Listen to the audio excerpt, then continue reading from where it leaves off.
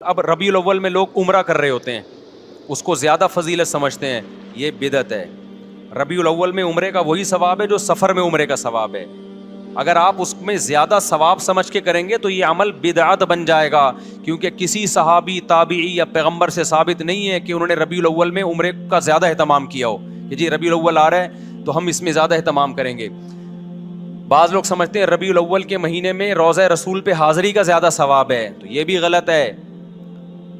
نہ کوئی ہمیں حدیث ملتی ہے کہ ربیع الاول میں آپ روزے پہ حاضری دیں گے تو زیادہ ثواب ملے گا، نہ کسی صحابی کا عمل ہے۔ صحابہ کی نظر میں روزے پہ حاضری محرم ہو، سفر ہو، ربیع الاول ہو، ربیع الثانی ہو، ان تمام مہینوں میں برابر تھی، کسی مہینے کو انہوں نے ویلیو نہیں دی۔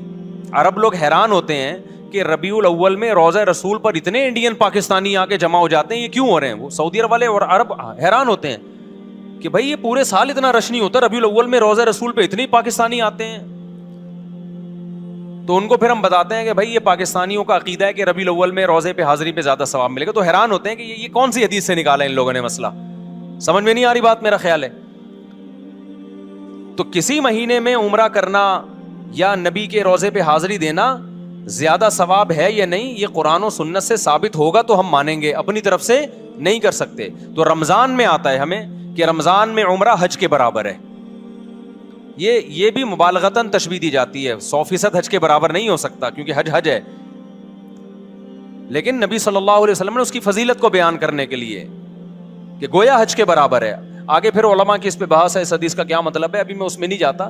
بتانے کا مقصد یہ کہ رمضان میں عمرہ یہ بہرحال دوسرے مہینوں سے زیادہ ثواب۔ تو اگر آپ رمضان میں عمرہ کر رہے ہیں، رمضان میں روزے رسول پہ حاضری کر دے رہے ہیں، اس بیس پہ کہ رمضان میں عبادت کا ثواب بڑھ جاتا ہے، تو پھر روزہ رسول پہ حاضری کا ثواب بھی بڑھے گا اور مسجد نبی میں حاضری کا ثواب بھی بڑھے گا رمضان میں۔ لیکن ربیع الاول، محرم، سفر یہ ثواب کے لحاظ سے ایک جیسے ہیں، سمجھتے ہو کہ نہیں سمجھتے؟ تو اس لیے جب آپ نے عمرہ کرنا ہو تو اسپیسیفک ربیع الاول کا انتظار نہ کیا کریں، آپ سفر میں چلے جائیں، محرم میں چلے جائیں، آپ ربیع الاول میں چلے جائیں، آپ ربیع الثانی میں چلے جائیں، برابر ہے۔ اگر آپ ربیع الاول میں اس نیت سے گئے کہ مجھے ثواب زیادہ ملے گا تو ثواب کے بجائے گناہ ملے گا، کیونکہ آپ نے ایسی چیز اسلام کی طرف منسوب کر دی جس کی اسلام میں کوئی دلیل نہیں ہے، تو پھر یہ بدعت ہے۔ سمجھتے ہو کہ نہیں سمجھتے ہو؟ پھر وہی بات جو میں نے بھی پورے بیان میں کہی ہے کہ کوئی لوگ آپ کو کہیں گے یوں ایسے، آپ بولو بھائی ہم لکم دینکم ولی دین۔ کوئی گرین چینل والے کرتے ہیں تو ان کو کرنے دیں، ان کا مسلک ہے، تو ہمارا مسلک یہ بولو نہیں ہے۔ تو آپ ایک فیصلہ کرو، گرین یا وائٹ، ایک طرف آ جاؤ۔ آپ سمجھتے ہو کہ نہیں سمجھتے ہو؟ تو ہماری نظر میں سارے مہینے برابر ہیں، رمضان میں زیادہ ثواب ہے، رمضان میں تو ہر عبادت کا ثواب کئی گنا بڑھ جاتا ہے، تو عمرے کا بھی ثواب بڑھے گا، ظاہر ہے۔ تو یہ برسی نہیں ہے اسلام میں، نہ یوم ولادت ہے یا نہ یوم وفات ہے۔ ہاں تو اسلام نے کیا کیا کہ رمضان کا مہینہ رکھا، ربیع الاول کا نہیں رکھا، ربیع الثانی کا نہیں رکھا، جمادی الاولیٰ، جمادی الثانی، رجب، شعبان، رمضان کا پھر مقدس مہینہ۔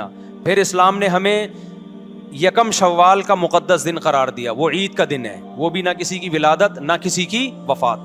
پھر 10 ذی الحجہ بقرعید کا دن ہے، وہ بھی نہ کسی کی ولادت نہ کسی کی وفات، وہ ابراہیم علیہ السلام کی قربانی کا دن ہے۔ پھر یکم محرم اسلامی سال کی ابتدا ہو رہی ہے اور سال تبدیل ہو رہا ہے، تو اسلامی سن ہجری کی ابتدا بھی ولادت سے نہیں رکھی بلکہ نبی کے ہجرت کے دن سے رکھی ہے، جس دن آپ نے قربانی دی، کوئی عمل کیا۔ سمجھتے ہو کہ نہیں سمجھتے؟ تو جو آپ صلی اللہ علیہ وسلم نے عمل کیا نا، ہجرت کی، اس کو پہلا سال اسلامی قرار دیا گیا ہے، تاکہ جب وہ آئے تو ایک موٹیویشن ملے کہ بھائی قربانی ہے، قربانی دی تھی نبی صلی اللہ علیہ وسلم نے۔ تو اسلام میں نہیں ہے بھائی یہ ولادت اور وفات کے دن، سمجھتے ہو کہ نہیں سمجھتے؟ دیکھو اسلام وہ ہے جو اللہ رسول نے بتایا، اپنی طرف سے چلو گے نا تو ٹکا بھی نہیں ملے گا قیامت کے دن۔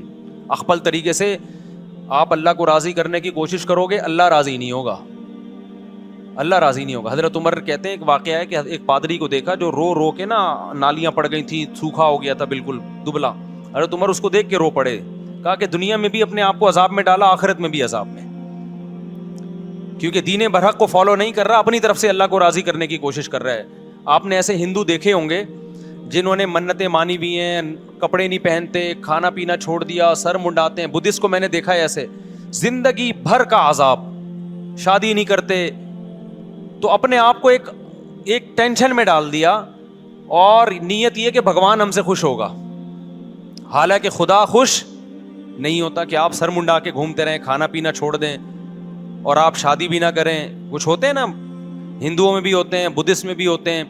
ایک یوٹیوب پہ میں نے ویڈیو دیکھی, ایک ہندو کے جو پنڈت تھے انہوں نے کرالنگ کر کے سفر کیا پتہ نہیں کتنے کلومیٹر دور, اور کہا ہم نے منت مانی ہے کہ پیدل نہیں جاؤں گا, کرالنگ کر کے. وہ دہلی میں پتہ نہیں کون سے مندر میں, اتنا لمبا سفر. تو کیا آپ سمجھتے ہو کہ اللہ اس عمل سے خوش ہوگا؟ آپ نے اپنی دنیا کو بھی عذاب میں ڈال دیا اور آپ نے اپنی آخرت بھی برباد کر دی. چند صحابہ نبی کی خدمت میں آئے حضرت عائشہ کے گھر, تو انہوں نے نبی کا عمل پوچھا کہ نبی صلی اللہ علیہ وسلم کیا عمل کرتے ہیں. حضرت عائشہ نے بتایا کہ آرام بھی کرتے ہیں, تہجد بھی پڑھتے ہیں, کھاتے بھی ہیں, روزہ بھی رکھتے ہیں. انہوں نے کہا وہ تو پیغمبر ہیں بھائی, ان کے تو سارے اگلے پچھلی خطائیں معاف ہیں, ہم پوری رات عبادت کریں گے, سوئیں گے نہیں. اور ایک نے کہا میں گوشت نہیں کھاؤں گا, گوشت کھاتا ہے انسان کے جسم میں طاقت آتی ہے, گوشت میں لذت بھی ہے, میں خدا کی خاطر سبزیوں پہ گزارا کروں گا. اصل لذت گوشت میں ہے سبزیوں میں؟ ابے کیا ہو گیا, بول لو نا. میں بھی تو, اصل لذت تو گوشت میں ہے, پروٹین کس میں ہے؟ چہرے پہ جو چمک پیدا ہوتی ہے سبزیاں کھانے سے نہیں ہوتی, گوشت کھانے سے ہوتی ہے. آپ کی آواز میں جو طاقت, میری آواز میں بھی طاقت نہیں, بول بول کے آدھا ہو گیا ہوں میں, گھنٹے سے بول رہا ہوں, 2 گھنٹے سے. تو ورنہ جو آپ کی آواز میں طاقت پیدا ہوتی ہے وہ ککڑی کھیرے سے ہوتی ہے, یہ گوشت سے ہوتی ہے. اچھا مجھے ایک بات بتاؤ, گوشت خور جانور دھاڑتے ہیں یا سبزی خور جانور دھاڑتے ہیں؟ سبزی کھانے والے بکری دمبا کبھی دھاڑتے ہوئے دیکھا ان کو؟ یوں کر کے بکری بول رہی, کبھی دیکھا آپ نے؟ اور شیر کی دھاڑ چڑیا گھر میں بھی دیکھ لو گے نا, حالانکہ چڑیا گھر میں وہ پورے نیچرل ماحول میں ہوتا نہیں, وہ پراپر طریقے سے دھاڑتا نہیں ہے, لیکن ڈر جاتا ہے آدمی. اگر چڑیا گھر میں پیچھے زو میں کہیں پیچھے شیر کھڑا ہوا, آپ یہاں اور ایک دم دھاڑ کی آواز ہے, بندہ 2 منٹ کے لیے لڑک جاتا ہے. تو یہ جو دھاڑتا ہے, کتا غراتا ہے, کیسی آواز ہوتی ہے نا اس کی, پاورفل. بلی جب جھپٹنے کے لیے تیار ہوتی ہے, غراتی, کیسی خطرناک آواز ہوتی ہے. تو کیا سبزیاں کھا کے ہوتی ہے؟ یہ تمام گوشت خور مخلوق میں اللہ نے ایک دہشت رکھی ہے, ایک وحشت رکھی ہے, آواز میں پاور رکھی ہے, چال میں پاور. چیتے کی چال دیکھیے کیسی ہوتی ہے. تم لوگ کو نہیں غیرت آئے گی, تم لوگ کو نہیں غیرت آئے گی یار, تم لوگ کو نہیں بات سمجھ میں آئے گی. چیتے کی چال دیکھی ہے, اسٹائل دیکھو چیتے کا یار. چیتا ایک ویژن بناتا ہے, بیٹھا ہوتا ہے, 20 ہرن اس کے سامنے سے گزرتے ہیں, وہ ہر ایک سے دل نہیں لگاتا. پہلے وہ ایسے نہیں چھچوروں کی طرح بھاگنا شروع کر دے کبھی اس ہرن کے پیچھے, وہ نہیں آئے تو چلو یہ والا ہرن, یہ نہیں آئے یہ تو گلی ڈنڈا کھیل رہا ہے ایک طرح سے. ایسا نہیں کرتا چیتا, کیونکہ گوشت خور ہے نا, تو ہر کام خاندانی طریقے سے ہوگا. چیتے پہ ایک پوری ڈاکومنٹری آپ دیکھیں, گوروں نے بنائی ہے. چیتا کیا کرتا ہے, پہلے تمیز سے بیٹھے گا, 20-30 ہرن قریب سے گزر رہے ہیں, چھچوروں کی طرح ہر ایک کے پیچھے نہیں بھاگے گا کہ پکڑن پکڑائی شروع ہو جائے, کبھی وہ کبھی وہ. پہلے بیٹھ کے نا کافی دیر تک ایک ویژن بناتا ہے, دیکھتا ہے یار کون سا والا میرے لیے سوٹیبل رہے گا, جس میں مال زیادہ ہے اور ریٹس کم ہیں. اس کے ریٹ کا مطلب محنت کم ہے, تو پہلے وہ اس کی سلیکشن کرے گا. پھر اپنا ڈسٹینس ناپتا ہے, کیونکہ اس نے چند سیکنڈ اتنی اسپیڈ سے بھاگتا ہے, چند سیکنڈ ہوتے ہیں کہ اگر وہ مزید اس اسپیڈ سے چند سیکنڈ مزید بھاگے تو ہارٹ اٹیک سے مر جائے وہ, کیونکہ اس کی اسپیڈ چند سیکنڈ کے لیے بہت تیز ہوتی ہے. اس میں اگر اس کا ہدف اس کے ہاتھ سے نکل جائے تو چیتا اتنی انرجی یوٹیلائز کر چکا ہوتا ہے کہ دوبارہ پھر چیتے کے بچنے کے امکان نہیں ہوتے. لہذا اس کے پاس ٹائم کم اور مقابلہ سخت ہوتا ہے, اس لیے وہ پلاننگ کرتا ہے, بیٹھتا ہے ایسے کر کے نا. تو پھر اس کا دل ایک ہرنی پہ آتا ہے, کہتا ہے یار یہ میرے لیے, اس میں مال بھی اچھا ہے, اس کی اسپیڈ بھی مجھے کم لگ رہی ہے, ٹھیک ہے نا, اس کی اسپیڈ بھی کیا لگ رہی ہے تھوڑی, وہ والا تو بہت اسپیڈ سے نکل لے گا, وہ مجھے ڈاش دے جائے گا. کافی دیر غور و فکر کر کے, آپ یوٹیوب پہ سرچ کریں, پوری گوروں کی اس پہ تحقیق ہے, کافی 1-2 گھنٹے بعض دفعہ پلاننگ میں لگا دیتا ہے وہ.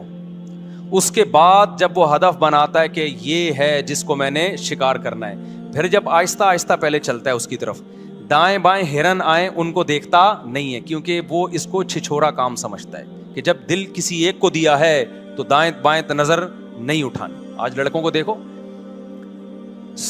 محبت کے دعوے کسی اور سے ہو رہے ہیں, نمبر کسی اور کا ہے, बैलेंस किसी और के मोबाइल में डलवा रहा है, शादी के वादे किसी और से कर रहा है। ये छिछोरपना है कि नहीं है? तो ये वो लोग हैं जो गोश्त नहीं खाते। तो चीता क्या करता है, जब पूरी फुल प्लानिंग के बाद फिर वो दौड़ता है उसकी तरफ। फिर उसकी चाल देखो यार, क्या खूबसूरत चाल होती। पहले आराम से जाता है, दाएं बाएं हिरन गुजर रहे हैं, उनको लिफ्ट ही नहीं कराता। कहते नहीं भाई, हमने बड़ी प्लानिंग करके उसको हदफ बनाया। फिर प्लानिंग करता है कितनी देर आहिस्ता चलना है, कितनी देर दरमियानी स्पीड से, और कितनी देर इतनी स्पीड से कि वो लास्ट है बस, उसके बाद अगर निशाना खता हो गया तो मैं मर जाऊंगा। ये पूरी प्लानिंग करके फिर जो भागता है और वो कलाबाजी उसके ऊपर जंप लगा के उसको जो गर्दन से पकड़ के ईद मिलता है, फिर उससे 3-4 कलाबाजियां खाता है, फिर खुद भी खाता है और जंगल के सारे जानवर उसका बचा हुआ खाते हैं। ये काम गोश्त खोरों का है, सब्जी खोरों में ये सलाहियत नहीं होती। इसलिए इस्लाम ने हमें बकरीद पे भी गोश्त खिलाया, और अकीके में भी गोश्त खिलाया, वलीमे में भी गोश्त खिलाया। दम जो हम बकरीद में देते हैं उसमें भी क्या है, गोश्त है। तो बहाने से इस्लाम हमें गोश्त खिलाता है ताकि हमारे अंदर औसाफ गोश्त खोरों जैसे हों। लेकिन चूंकि हम इंसान भी हैं, इसलिए अल्लाह ने बताया कि ये दरिंदगी तुम्हारी जालिमों के खिलाफ होनी चाहिए, मजलूमों के खिलाफ नहीं होनी चाहिए। लिहाजा जो खुद जालिम है उसे गोश्त खाने का हक नहीं है। ये दहशत तुमने मुल्क दुश्मनों के खिलाफ निकालनी है, जालिमों के खिलाफ निकालनी है। अब चूंकि हम जालिम के खिलाफ नहीं लड़ते, सही जगह लड़ नहीं रहे हैं जहां लड़ना चाहिए, मुल्क के दिफा में नहीं लड़ रहे, तो फिर बीवी से लड़ रहे हैं, बच्चों से लड़ रहे हैं। बाप घर में आता है ऐसे जैसे चंगेज खान ने बगदाद पे हमला कर दिया है, बच्चे कांपना शुरू कर देते हैं। तो ऐसे अब्बा को चाहिए गोश्त खाना छोड़ दे, क्योंकि गोश्त खाने से क़ुव्वत ग़ज़बिया बढ़ती है। समझता है कि नहीं समझता? और ये भी खूब अच्छी तरह समझ लो कि ज़्यादा शादियाँ जो करता है उसको भी गोश्त खाना पड़ता है। सब्जी पे आप 4 बीवियाँ नहीं रख सकते, सही बता रहा हूं मैं, ये हदीस से भी साबित है। एक सहाबी ने कहा कि मैं निकाह नहीं करूंगा। नबी के पास आया, या रसूलल्लाह मैं जब गोश्त खाता हूं मुझे ख्वाहिश पैदा होती है, निकाह का ख्याल पैदा होता है। तो वो रहबानियत की तरफ जा रहे थे कि मैं गोश्त छोड़ दूंगा ताकि मेरे दिल में जज्बात पैदा ना हो और अल्लाह अल्लाह करूं बैठ के। हदीस का मफहूम है। तो आप सल्लल्लाहु अलैहि वसल्लम ने फरमाया नहीं, हदीस का मफहूम कि हलाल चीजों को खुद पर हराम मत करो, खाओ गोश्त, और अगर ख्वाहिश पैदा होती है तो निकाह करो। समझते हो कि नहीं समझते हो? तो गोश्त जरूरी। अब तो डॉक्टर भी इसको प्रमोट करना शुरू कर दिया भाई। ये जो मोटापा आता है ना, मैं गया हूं तंजानिया के जंगलों में, वहां मैंने ऐसी कौम देखी है जो सिर्फ गोश्त खाते हैं, मोटापा नहीं है उनमें मोटापा नहीं है, लंबी लंबी उम्रें होती हैं उनकी। लेकिन जो चावल खाते हैं हर वक्त, चावल, बिरयानियां, पुलाव, तो वो थोड़े दिन में क्या हो जाते हैं भाई, देगों की बिरयानी या खाते खाते खुद देग बन गए। बस एक ढक्कन की देर है। समझ रहे हो? खाएं, मना नहीं किया आपको, लेकिन ज्यादा फोकस किसको करें आप? भाई डॉक्टर से पूछ लें, ऐसा ना हो गोश्त खा के मर जाए, कुछ और हो जाए। मैं तो एक मोटिवेशन के लिए बात कर रहा हूँ, बाकी डॉक्टर बताएगा आपको क्या खाना है क्या नहीं खाना। मैं तो कोई और सवाल का जवाब देने लगा था, ये मुझे इधर पता नहीं किधर चला गया। मैं जवाब क्या दे रहा था? हाँ, तो मैं ये अर्ज कर रहा था कि देखो, अपनी मर्जी से शरीयत पे चलोगे ना तो कितनी ही कुर्बानी दे दो, अल्लाह के यहाँ वो कुर्बानी कबूल नहीं है। तो साहबी आए नबी के घर में, देखा भाई आप तो आराम भी करते हैं और नमाज भी पढ़ते हैं, खाते भी हैं, रोज़े भी रखते हैं। उन्होंने कहा नहीं, हम तो, एक साहबी ने कहा मैं हमेशा रोज़े रखूंगा, एक साहबी ने कहा मैं सारी रात तहज्जुद पढ़ूंगा, एक ने कहा मैं गोश्त नहीं खाऊंगा। तो आप सल्लल्लाहु अलैहि वसल्लम को जब इत्तला मिली तो आप खुश नहीं हुए। होता तो ये ना कि आप फरमाते हैं माशाल्लाह भाई इतनी कुर्बानी वाले लोग पैदा हो गए, अल्लाह के लिए गोश्त खाना छोड़ देंगे, ये अल्लाह के लिए रात को सोना छोड़ देंगे, सुभान अल्लाह। ना ना ना ना ना, आपने फरमाया कि मैं तो रोज़े भी रखता हूँ और नागे भी करता हूँ, मैं तो गोश्त भी खाता हूँ, मैं तो निकाह, एक साहबी ने कहा मैं निकाह नहीं करूंगा जिंदगी भर, ताकि अकेला जिंदगी गुजारूं और अल्लाह अल्लाह करूं बैठ के। यही मतलब था ना, जब बीवी होगी बच्चे होंगे तो टेंशनें भी आएंगी ना। उन्होंने कहा नहीं, मैं बीवी बच्चों से दूर रहूंगा, अपनी ख्वाहिश ही नहीं पूरी करूंगा, अपनी ख्वाहिश को मैं कुचल दूंगा। देखने में तो बड़ा जज्बा है भाई, क्या ख्याल है कि आपके अंदर एक ख्वाहिश पैदा हो रही है, आपको मैंने पूरी नहीं करनी है वो, लेकिन इस जज्बे को पैगंबर सल्लल्लाहु अलैहि वसल्लम ने पसंद नहीं किया। नॉर्मल जिंदगी गुजारो।